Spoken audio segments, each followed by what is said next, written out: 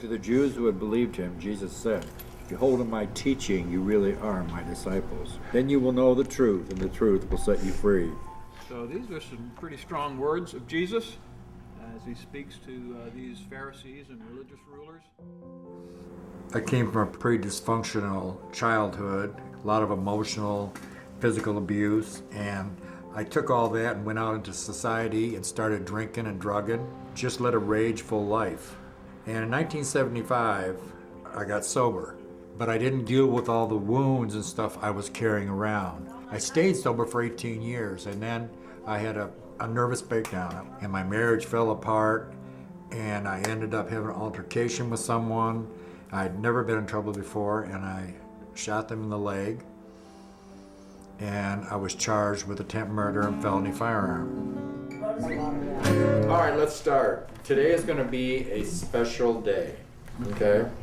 As you know, I was in prison at one time, and after I got out, I went to a place called Alpha Prison Ministries, and I stayed there as a resident for 14 months. Alpha Prison Ministries is a Christian ministry with the purpose to evangelize and disciple men who happen to be prisoners and former inmates.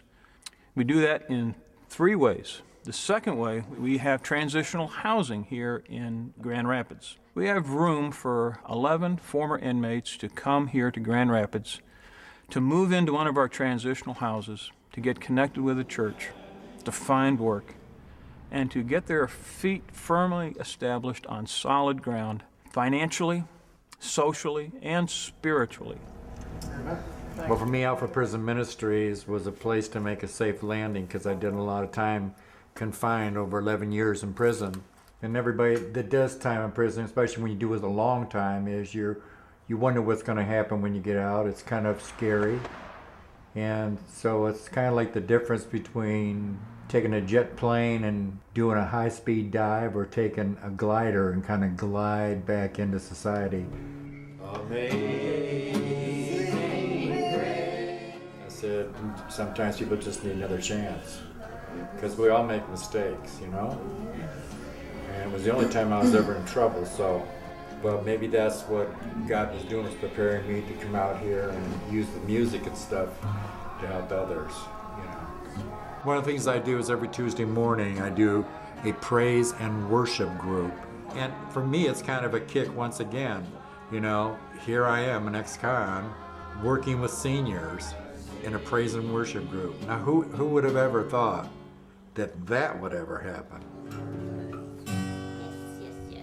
All right, thank you, everybody. Thank you so much. We're gonna have lunch. I feel like I'm some kind of outlaw that God just loves and uses to his benefit, which is fine. But my walk with Christ is a struggle sometimes. Like the song I wrote, Living the Life of a Bad Boy. It says I never listened to my teachers, they never had nothing to say. I never listened to my teachers, they never had nothing to say. And I hated authority and everything that got in my way. I still don't like authority. I don't like anybody telling me what to do. But you know what? That's honest. And not a lot of people will be honest. The life of a bad boy. But I think that God is carrying me.